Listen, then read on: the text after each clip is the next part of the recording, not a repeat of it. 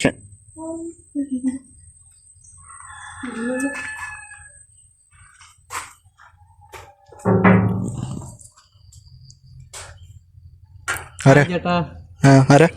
ഞാനൊരു സ്ട്രീറ്റ് ഫോട്ടോഗ്രാഫറാണ്. ഞാനിങ്ങനെ വഴി കൂടെ നടന്ന് പൂവിൻ്റെ ഒക്കെ ഫോട്ടോ എടുത്ത് വരുമ്പോൾ ചേട്ടനെ കണ്ടു. ചേട്ടനെ എനിക്ക് കറക്റ്റ് മോഡലായിട്ട് തോന്നി. ചേട്ടൻ്റെ ഒരു 4-5 സ്നാപ്പ് ഞാൻ എടുത്തോട്ടെ. Okay okay.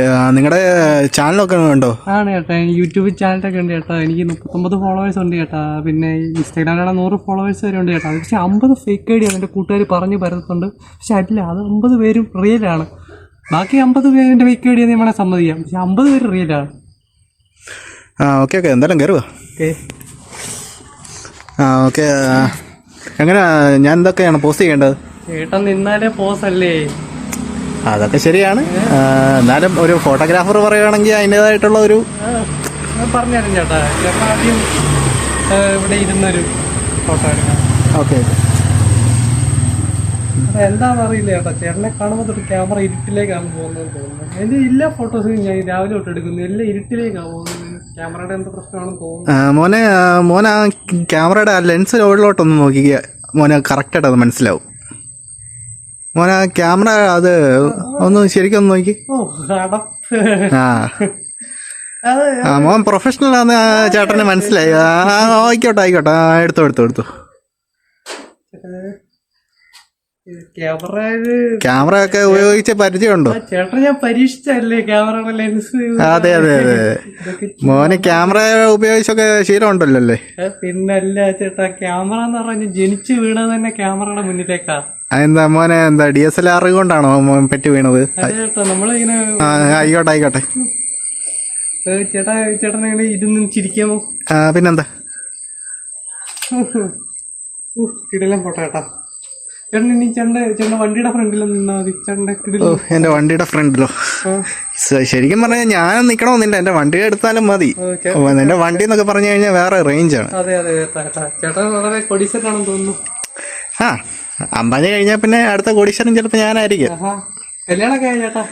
ഓ ഇല്ല, ഇനി അടുത്ത വർഷത്തേക്ക് വല്ലതും നോക്കുന്നുണ്ട്. എന്നെ കണ്ടാറേ നല്ലൊരു പെണ്ണെ കിട്ടും ചേട്ടനാണ് ഉടനെ തന്നെ. മോന് വേറെ പെങ്ങളൊക്കെ വല്ലതും ഉണ്ടോ? ഇല്ല ചേട്ടാ.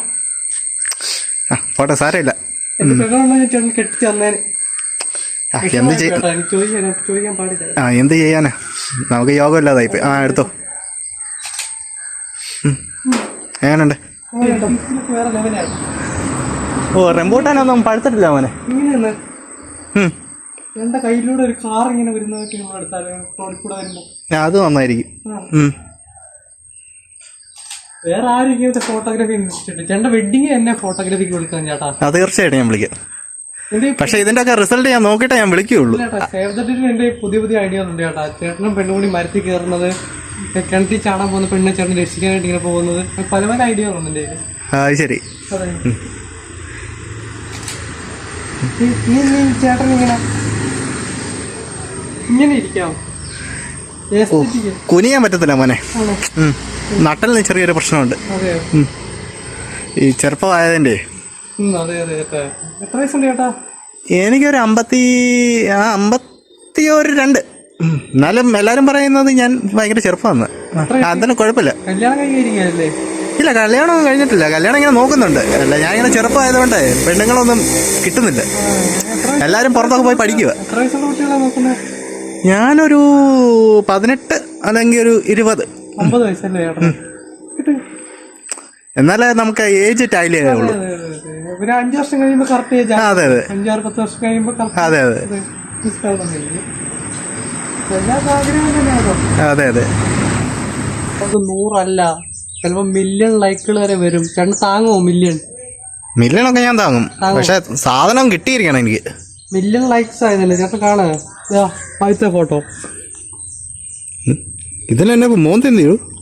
ചേട്ടൻ്റെ കാലല്ലേ ഇത്? അതെ. ചേട്ടനടുത്ത കയ്യിലാണോ ഇത്? അതെ. ചേട്ടൻ്റെ പിന്നിനല്ലേ ഇത്? അതെ. ചേട്ടനല്ലേ? പക്ഷെ എന്നാലും എന്നെ ഫേസ് കണ്ടെങ്കിൽ ആളിനെ തിരിച്ചറിയുള്ളൂ. നിർബന്ധമുണ്ടോ? നിർബന്ധമാണ്.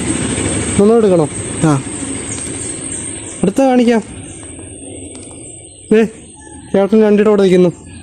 എടാ, ഇതിൽ എന്റെ വണ്ടി എന്റെ കൈ മാത്രമല്ലേ ഉള്ളൂ. ചേട്ടൻ്റെ കൈയല്ലേ ഇത്? അതെ. ചേട്ടൻ്റെ വണ്ടിയല്ലേ ഇത്? അതെ. ചേട്ടൻ്റെ വണ്ടി വേറെ ആരും കൈ വെക്കുവോ? ഇല്ല. ചേട്ടനല്ലേ വെക്കത്തുള്ളൂ. ഇത് ചേട്ടനല്ലേ? എടോ എന്നാലും എന്റെ മോന്ത കാണുന്നുണ്ട്. എന്റെ മോന്ത എടുക്കാനല്ല താൻ വന്നത്. ഒന്നും എടുക്കണോ? ആ എന്റെ ഒരു ഫേസ് ഉള്ള ഒരെണ്ണം എടുത്ത് കാണിച്ചു. എടുത്തതിന് കാണുമല്ലോ. എടോ ഇതിലെന്തിടോ എന്റെ ഫേസ്? ഇതും ചേട്ടൻ്റെ കൈയല്ലേ? അതെ. ചേട്ടൻ്റെ വീടല്ലേ? അതെ. ചേട്ടൻ്റെ വീട്ടിൽ പിന്നെ കൈ നോക്കി വേറെ ആരും നിൽക്കും? എടാ എന്റെ വീട്ടിൽ വേറെ കുറെ പേരുണ്ട്. ആണോ? അതും വേറെ വേറെ എടുക്കാം.